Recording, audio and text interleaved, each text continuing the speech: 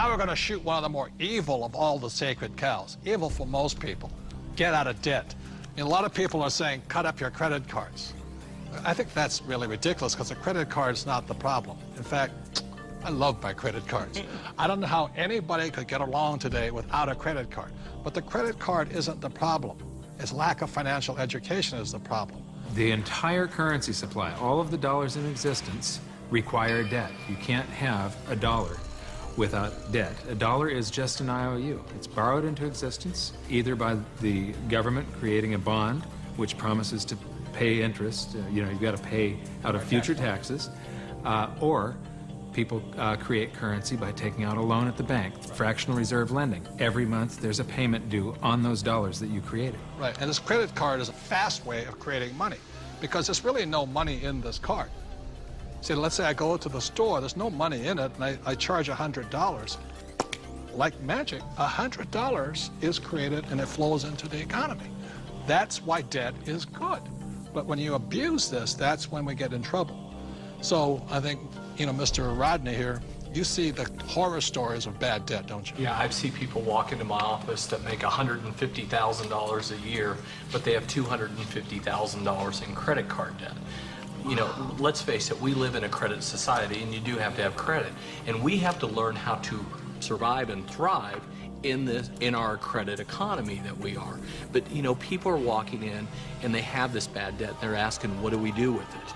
Well, number one, you try to pay off the bad debt so you can invest in good debt, which would be real estate. And we love debt, don't we? Yeah, we have a lot of debt. Our real estate that we own is all basically financed with our tenants. So that's what I consider to be good debt. So when we get real estate, we get proper leverage, and it's paid by all the residents that live in all of our projects. Well, and it's not just real estate. Business is the same way. I mean, we have good debt in business as well, so that the business is paying. We have debt in our business. That's how we grow, and it's the cash flow from the business that's able to pay the debt, and the debt creates more cash flow. Time out. Capital gains versus cash flow. See, in my opinion, 90% of the people invest for capital gains. That's why they say, well, my stock price went up or my house went up in value. That's capital gains. People like myself understand cash flow. In other words, I want a steady paycheck every single month. For example, my apartment house, every month it puts cash flow in my pocket. So if you want to be rich, you have to know the difference between capital gains and cash flow.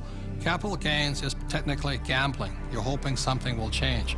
Cash flow is more guaranteed. I want that income every month. So very intelligent investors invest for both capital gains and cash flow. People say, I like real estate. I don't really like real estate. I just love debt because it's so easy to get a loan on real estate, right? Well, here, I like the analogy that you use sometimes. Say if you put $1 million of cash into a mutual fund, you get whatever you get paid.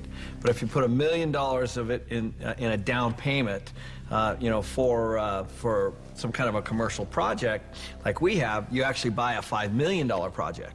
Right. So you're actually getting a $5 million asset with $1 million versus $1 million of mutual funds, and so the value you're creating on that real estate is on the $5 million, not the $1 million. Well, by using banks' leverage. And the tax benefits that you get on the real estate isn't on the $1 million either. It's on the $5 million. So you not only increase leverage on your cash flow and on your growth in your asset, but you've also increased your leverage on your taxes. Well, here's what we're doing.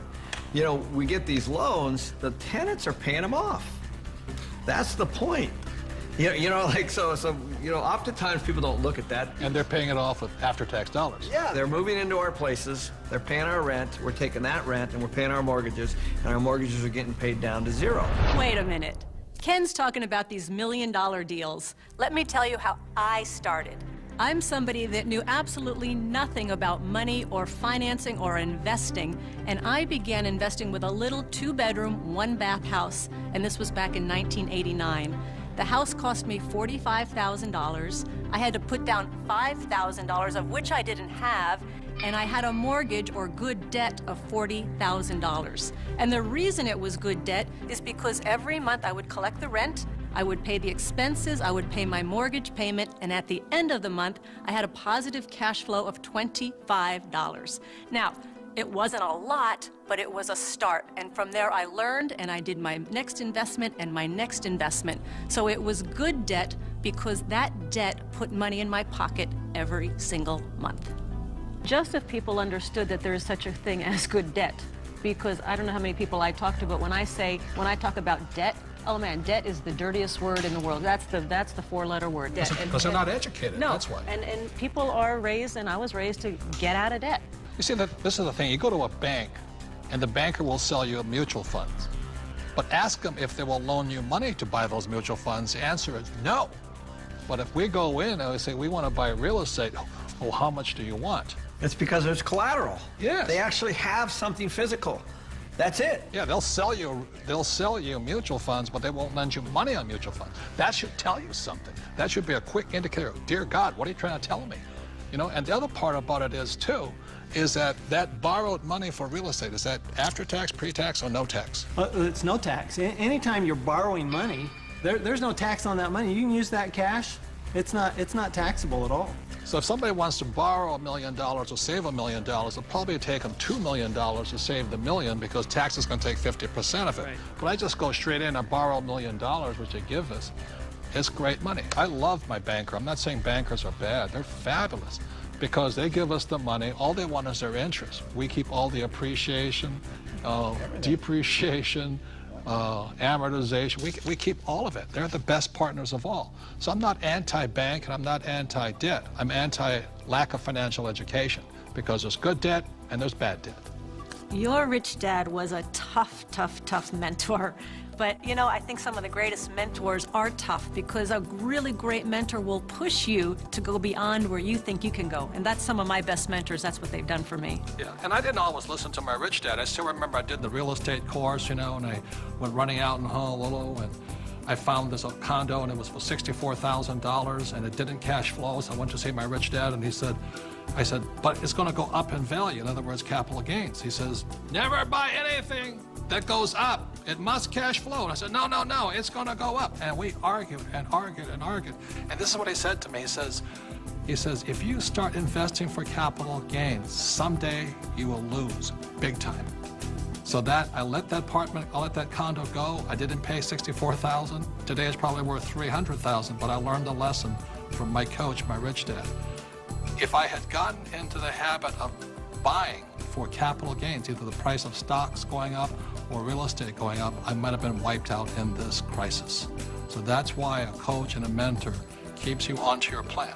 And helps you create and develop very, very good financial habits. Because if you have poor financial habits, as you're in your personal life, you're going to take those into your investment life. So one of the most important things is they will help you develop great financial habits. Because when markets go up, greed sets in, and greed makes people stupid.